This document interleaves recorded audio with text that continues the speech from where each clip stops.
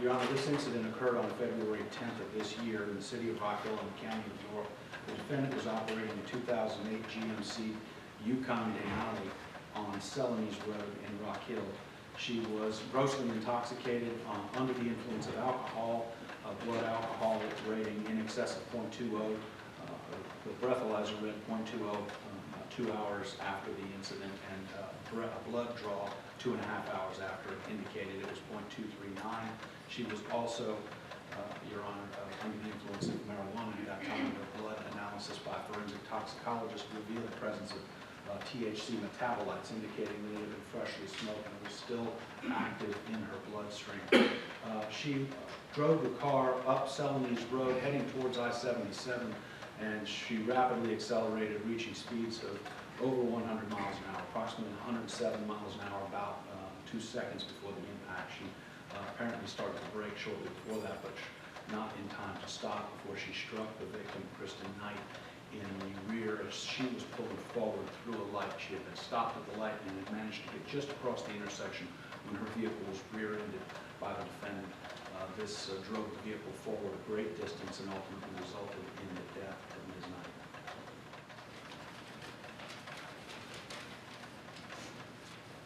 Thank you, Your Honor, for allowing me this opportunity to apologize. First to my community for frightening you. It appalled me when I found out how fast I was driving that vehicle.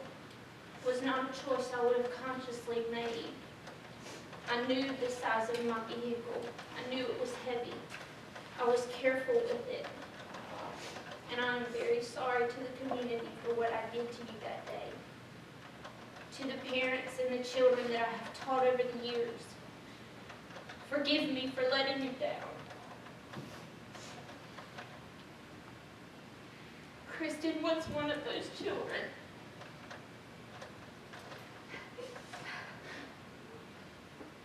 I prayed with her as a little girl. I will carry that memory with me. To my family, my fiance, and my 2 little girls, thank you so much for your love and support. Forgive me for bringing this shame upon our family. But most importantly, to Kristen's family, who loved and cared for her mother, Donna. There are no words that truly convey the sorrow and the anguish I feel over the pain that I've caused you. I have grieved with you over the loss of your sweet girl.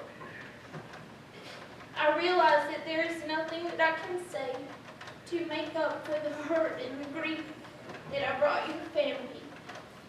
All I can say is that I am deeply sorry. Please forgive me for bringing you such pain, sorrow, and grief. Because I know there are no words. I have purposed in my heart to make my life a living sacrifice. I will share this message of brokenness in any and every way that becomes available to me. In the schools, in the churches, in the meetings, to try and prevent anyone else from having to experience this sorrow in their lives. For the rest of my life, by my words and by my actions, I will make a living amends for the glory of God in honor of Kristen's memory. I will carry her memory with me. I will live my life with a purpose in honor of the life that she lived. Thank you, Your Honor. Ms. Cunningham, and to the victim's family, nothing is more difficult than a DUI involving death. 4 children have lost their moms. That's what I'm looking at here. Indictment number 14 GS 46 1878 Sentence of the court is 23 years.